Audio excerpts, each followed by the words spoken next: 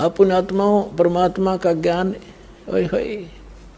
और ज्ञान सब ज्ञानड़ी, कबीर ज्ञान सो ज्ञान, जैसे गोला तोब को करता चले मैदान।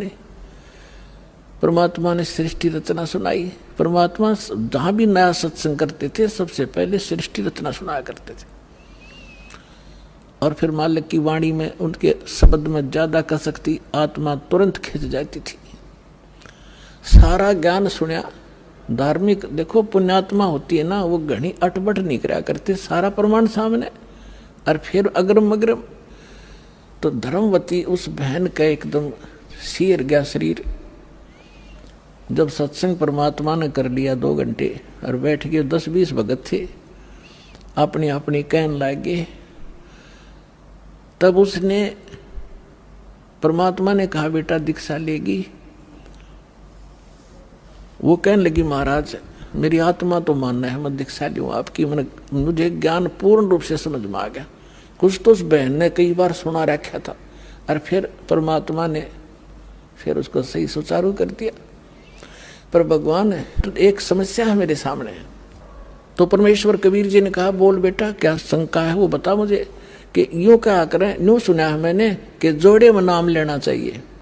मेरा पति गया हुआ प्रदेश में धन कमाने के लिए, और वो आ लेगा तब नाम लूँगी, लेकिन मैं अब मुझे ऐसा लग रहा है कि मैं इस घर से बाहर कदम रखूँगी आपकी झोंपड़ी इस स्थान तक, कदे मेरी मृत्यु ना हो जाए।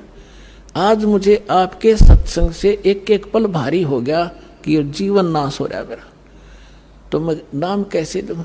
परमात्मा बोले बेटा ये भ्रम जो इन मूर्खों का पैदा किया हुआ है, तुम एक दिन जन्मे नहीं, एक दिन मृत्यु नहीं होगी। आपके पति आपसे बड़े हैं, वो पहले जन्म हुआ आपका बाद में हुआ।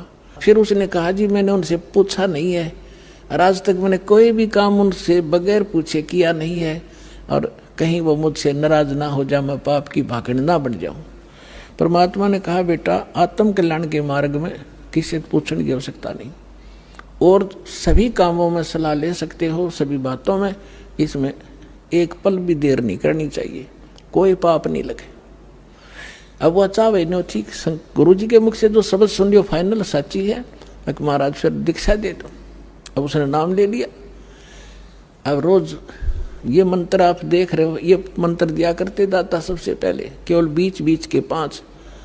अब हम हिंदू इनके ऊपर आरूढ़ थे ही, लेकिन वो मंत्र गलत जाप करे थे। ये मूल मंत्र है इनके। जैसे आपको बहुत बार बताया है, जैसे एक भैंसा होता है या ये बैल होता है, खागड़ जिसने कहे, उसने वैसे कहे जाओ भैंसा भैंसा कतई नहीं सुने, अरे एक बार न्यू कर दिया हुर्र, वो न्यू देखेगा और भाग उसकी तरफ दौड़ना हो जाएगा। तो उसका अट्रैक्शन है, विवश है उसके उस शब्द से, वो खिंच जाता है। तो ये वो मंत्र है। और परम संत से लिए बिना ये मंत्र सूखे जाप करने तो लाभ नहीं हो। एक नियम है, उस नियम के अनुसार ही आपने चलना पड़ेगा। तो ये मंत्र दिए उसने, वह तो गदगद होगी, अक्सर भगवान ही न था। यही तो हम देवता पूजा करते थे। परमात्मा ने कहा बेटिया पूजा नहीं है, ये यहाँ के संरक्षक हैं, और मूल पूजा तो सतगुरु की है।